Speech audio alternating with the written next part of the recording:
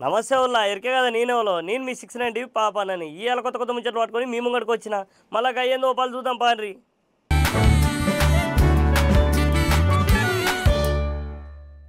ఇగోనుల్లా ఒక్కతాన కూర్చొని పని చేస్తేనే పొద్దు వరకు ఒళ్ళు అలుస్తుంది. అట్లాంటిది ఇంజన్ అగడికి బస్సు తోలుకుంటా జనాలను ఏడ దించాలనో ఆడ దించేందుకు క్షేమంగా దొరకబోతున్న మన డ్రైవర్ అన్నలు కండక్టర్ అన్నల కష్టం తెలుసు కదనుల్లా మనకు. ఇక 4 పైసలు వస్తే సంసారం ఆసరైతుందని అక్కలు కూడా కండక్టర్లు కొలువు చేస్తున్నారు కదుల్లా. ఈ ఇంత కష్టం చేస్తుంటే కూడా సర్కారోళ్ళు జీతాలు చక్కగా చేయకుండా వాళ్ళు దాచుకున్న పైకం సుధా ఖర్చు పెట్టిస్తున్నారని కోపానికి వచ్చిండ్రుల్లా. ఇక ఈ తీరులో అయితే బండి నడవదని సమ్మకార్యం ముంగలేసుకున్నారు. ఇక ఆర్టీసీ కార్మికుల పెద్ద దిక్కు థామస్ రెడ్డి సారు ఏం చెప్పిండో ఓపాలు మీరు కూడా ఇనురి సుమి. ఇగోనల్లా పని పడి ఒక్కనాడు ఏ ఊరికన్నా పోదామని బస్సులో 2 గంటలు ప్రయాణం చేస్తేనే ఒళ్ళు అలుస్తుందల్లా నాకైతే. అట్లాంటిది దినం ఎండకు వానకు బస్సులలో డ్యూటీ చేస్తున్న డ్రైవర్ అన్నలు కండక్టర్ అన్నలకు అక్కల ఓపికకు మొక్కాలల్లా. పెళ్ళం పిల్లలను సాదుకునేందుకు ఎన్ని తప్పులైనా పడుతున్నా యాళ్లకు జీతాలు లేక పెంచాల్సిన జీతాలు పెంచకుండా చాలా తిప్పలు పెడుతున్నారని సర్కారుపై కోపానికి వస్తున్నారల్లా. గీళ్ళ సమస్య గురించి పెద్దసార్లకు ఎన్నిసార్లు చెప్పినా చెవికి ఎక్కించుకోవట్లేదని సమ్మెకారం ముంగలేసుకున్నారంట. నెలకింత చొప్పున కార్మికులంతా కలిసి దాచుకున్న 2007 కోట్ల పైకాన్ని కూడా యాజమాన్యం ఖర్చు పెట్టుకున్నదంటల్లా. ఎంత కష్టం చేసినా కూడా సుఖం లేకుండా పోతుందని బంద్ పెట్టేందుకు సిద్ధమైండ్రట. 15 దినాలల్లా ఏదో ఒక ముచ్చట చెప్పుకుంటే బస్సులు డిపోల నుంచి బయటకు తీసే ముచ్చట లేదని గట్టిగానే చెప్పుకొచ్చిండల్లా బస్సు కార్మికుల నాయకుడు థామస్ రెడ్డి సారు. నెత్తి మీద కుండలాగా ఏసీలలో కూర్చునే పెద్ద సార్లకు ఏం తెలుస్తుందల్లా కార్మికుల కష్టాలు. గాల తిప్పలేందో తొందరగా తీర్చండి సార్లు, లేకుంటే ముందే ఎండాకాలం షురువు అయింది. బస్సులు లేకపోతే జనాలు అల్లాడిపోతారు. బకాయిలు ఇవ్వండి, ఆర్టీసీసీఎస్ కి 1000 కోట్లు మీరు ఇవ్వాలి. ఎవడ కోసం మరి మా సొంత కష్టం చేసిన డబ్బులు మేము పెట్టుకుంటే ఆర్టీసీ యాజమాన్యం ఇవాళ వాడుకుంటా ఉన్నారు. అదే కాకుండా ఎస్బిటి, ఎస్ఆర్బిఎస్, పిఎఫ్ కు సంబంధించిన అన్ని కార్మిక పైసలతోటే దాదాపుగా మరి 2700 కోట్ల రూపాయలు ఆర్టీసీ ఉద్యోగులే మనుగడ సాగిస్తా ఉన్నారు. ఇది భావ్యమా? 11 ఏళ్ల నుంచి పిఆర్సీ లేవు. మీరు అంటా ఉన్నారు గత ప్రభుత్వం అన్ని చేసింది పక్కకు పెట్టిందని. గత ప్రభుత్వాన్ని మేము అనట్లేదు. ఆ ప్రభుత్వం ఉన్నప్పుడు వాళ్ళ దగ్గర రిక్వెస్ట్ చేసినాం, అక్కడ కూడా వీరోచితమైన సమ్మె చేసినాం. ఇవాళ చంద్రబాబు ఉన్నప్పుడు కూడా సమ్మె చేసినాం. అట్లాగే మరి రాజశేఖర రెడ్డి ఉన్నప్పుడు కూడా బొత్స సత్యనారాయణ ట్రాన్స్పోర్ట్ మినిస్టర్ ఉండే, అప్పుడు కూడా కొట్లాడి మేము సాధించుకున్నాం. ఇవాళ మేము సమ్మె నోటీస్ ఇస్తే ఇది కాంగ్రెస్ కు వ్యతిరేకమని మీరు అనుకుంటే పొరపాటే. మేము ఏ పార్టీకి వ్యతిరేకం కాదు, ఏ పార్టీకి మాకు సంబంధం లేదు. ఆర్టీసీ కార్మిక సమస్యలే మాకు పరిష్కారం. కాబట్టి ఆ విధంగా రంగులు పూయకుండా వాస్తవంగా ప్రభుత్వము యాజమాన్యము కూడా వలుక్కొని సమస్యలు పరిష్కారం చేయకపోతే సమ్మె తథ్యం. రేపు సాయంత్రం మరి సమ్మెలు ఎట్లాగో ఏసీఎల్ ఉంది, అక్కడ మేనేజ్మెంట్ కన్సిలేషన్ చేస్తారు. వాళ్ళు మేనేజ్మెంట్ ని మమ్మల్ని పిలిపించి దాంతో ఎప్పుడు కూడా పరిష్కారం కాదు, అక్కడ ఏమీ జరగదు. వాళ్ళు టైం అడుగుతారో ఏం చేస్తారో ఏం చెప్తారో దాన్ని బట్టి మేము మళ్ళా జేఏసీగా అందరం కూర్చొని డెఫినెట్ గా సమ్మె ఏ రోజు నుంచి అనేది డేట్ త్వరలో తెలియజేస్తాం. సమ్మె డేట్ ఇచ్చిన తర్వాత కూడా యాజమాన్యం కాలయాపన చేయొద్దు.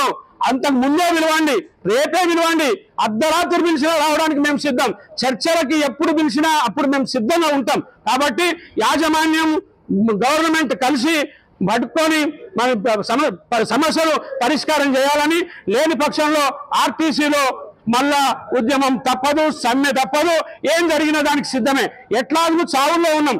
ఆర్టీసీ కార్మికులు పటా ఇవాళ ఏ డిపార్ట్మెంట్లలో లేనన్ని చావులు ఉన్నాయి. ఇవాళ గుండెలు వలిగి చస్తా ఉన్నారు, ఇంటికి పోతూ చస్తున్నాడు, నిద్రపోతూ చచ్చిపోతా ఉన్నాడు, బస్సు నడుపుతూ చస్తా ఉన్నారు, కార్మికులను రక్షిస్తూ చచ్చిపోతా ఉన్నారు. ఈ ప్రమాణాలు ఎందుకున్నాయి? ఎండి గారు చెప్తారు, నేను చాలా చేయడం వల్ల బతికిచ్చిన ఆయన బతుకుడు కాదు, అడ్డమైన వాళ్ళతోటి ఆడ మీరు అందరూ కూడా హెల్త్ ఛాలెంజ్ చేస్తే ఎవరో పిల్లల్ని పెడితే వాళ్ళకి బీపీ ఉన్నవానికి షుగర్ చెప్తా ఉన్నారు, షుగర్ ఉన్నవానికి బీపీ అంటున్నారు, గుండెపోటు ఉన్న వాళ్ళకి ఇంకోటి అంటా ఉన్నారు, గుండెపోటు లేదని చెప్తా ఉన్నారు. అన్నిటి మీద కూడా మళ్ళీ రివ్యూ చేసుకోమని యాజమాన్యం అడుగుతున్నారు. ఇగోనుల్లా నా తాన 10 రూపాయల నోటు ఉంటేనే బొడ్లే దాచుకొని రోజు 10 సార్లు చూసుకుంటుల్లా. అట్లాంటిది 23 లక్షల రూపాయలు బస్సులో పెట్టి తిందామని హోటల్ కాడికి పోయిండు ఆటోల్లో ఓసారు.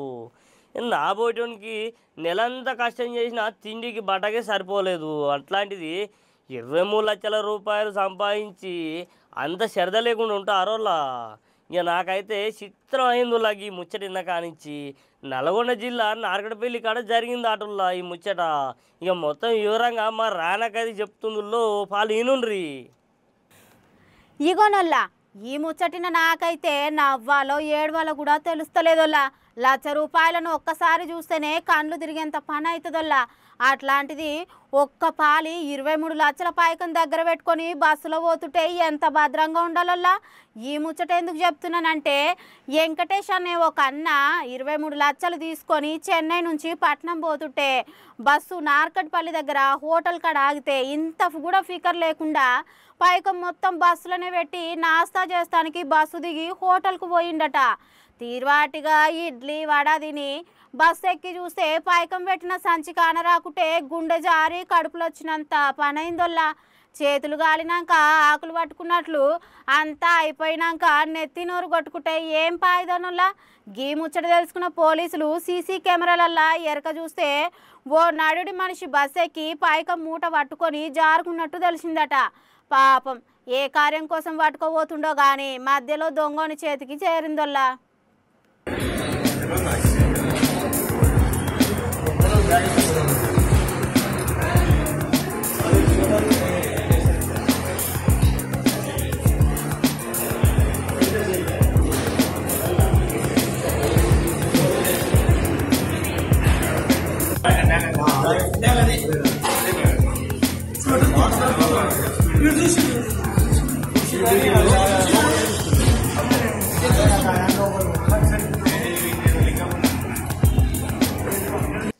ఇగోనుల్లా నాకైతే చదువు సంజ లేదు కానీ చదువుకున్న వాళ్ళ ముచ్చట అలాగనే ఉంటుంది ఉల్లా.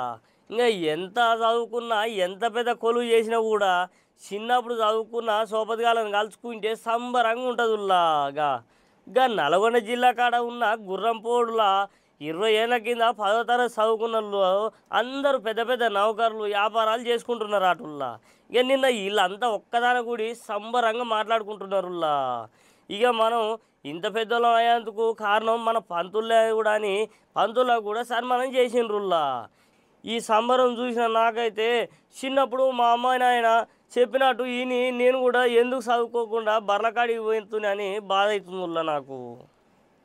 ఇగోనల్లా మనం ఎప్పుడన్నా పెళ్ళిళ్ళకో ఊరుకో పోతే చిన్నప్పుడు చదువుకున్న దోస్తుగాడు కనిపిస్తేనే చెప్పలేనంత సంబరం అవుతుంది కాదల్లా. అట్లాంటిది సోపతిగాళ్ళందరూ ఒక్కతాన కూడితే ఇంకా ముచ్చట ఎట్లుంటుందల్లా.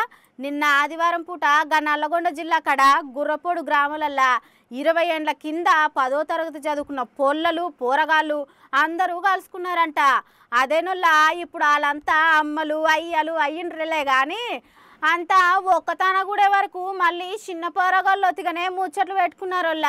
పెద్ద పెద్ద నౌకర్లు చేస్తూ వ్యాపారాలు చేస్తున్నా కూడా చిన్నప్పుడు చదువు చెప్పిన పంతులను మర్చిపోకుండా వాళ్ళను కూడా పిలుచుకొచ్చి సన్మానం చేసిండ్రంటనొల్ల. మనము చదువు చెప్పిన పోరగాళ్ళు గీతీలా బాగుపడ్డారంటే వాళ్ళకు కూడా సంతోషమే కానొల్ల. పొద్దుగూకేసరికి సంసారం పిల్లలు గుర్తుకొచ్చి మనం ఇప్పుడు పిల్లలం కాదు పెద్దలం అంటూ ఎవరింటికి వాళ్ళు పరుగులు పెట్టున్నారోళ్ళ. అందరూ ఫ్రీగా ఉండండి, కొంచెం వెడుకుంటండి.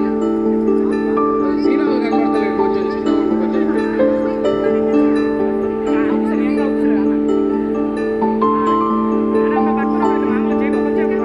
అది ఓకే కూడా ఇవ్వండి అట్లే. ఓకే కొంచెం మిగతా వాళ్ళు కూర్చోండి, కొంచెం క్లారిటీగా ఉంటుంది, నీట్గా ఉంటుంది. ఇక్కడికి వచ్చిన వాళ్ళు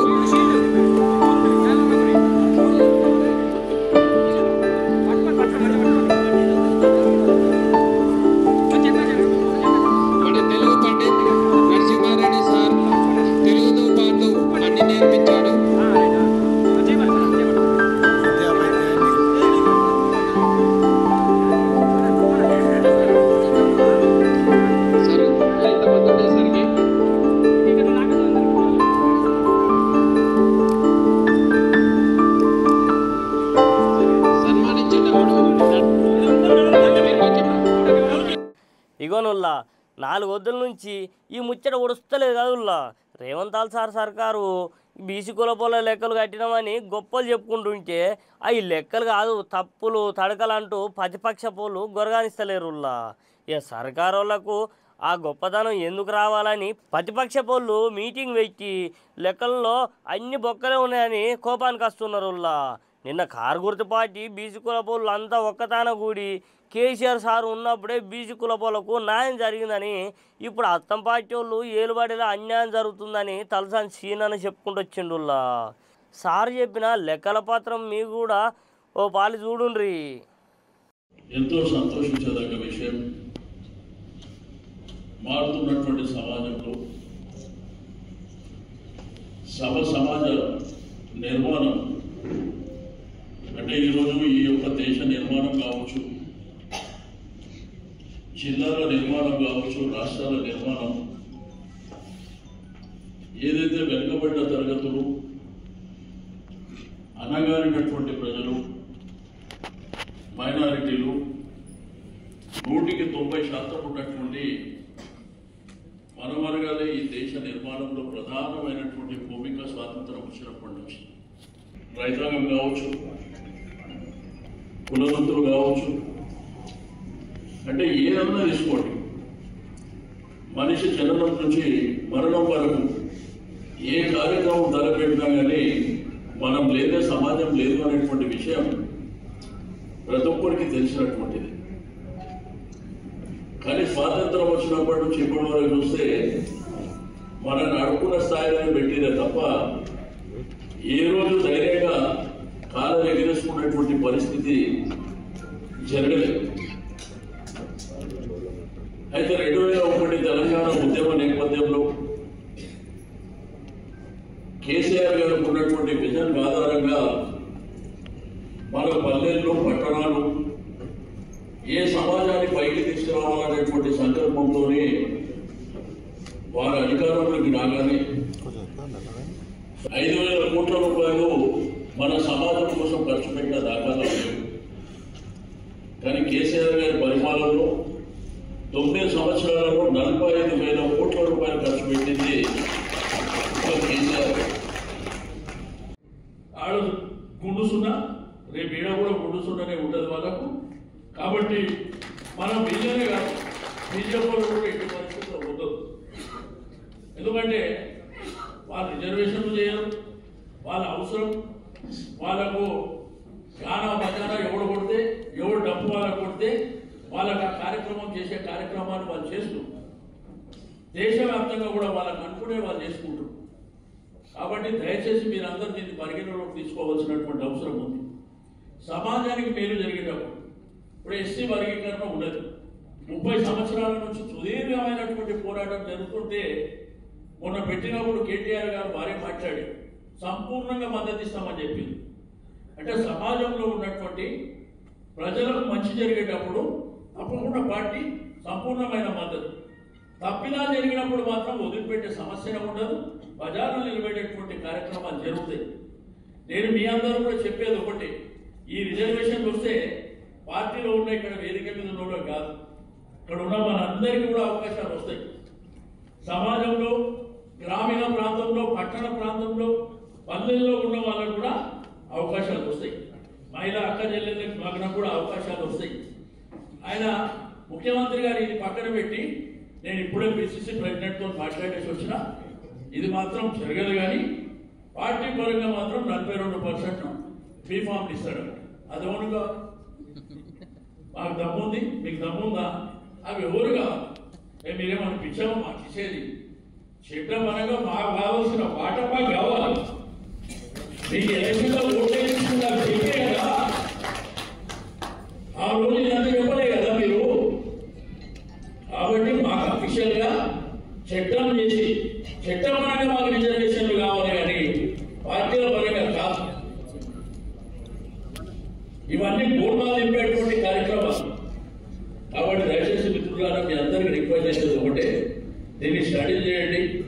ఈ కాపీలు కూడా జిల్లాల వారీగా పంపించండి, ప్రతి ఒక్కరికి తెలవాలి. వాళ్ళు ఎక్కడ మాట్లాడినా కానీ ఈ సింపుల్కి లెక్కలు చెప్తే రాదుగా.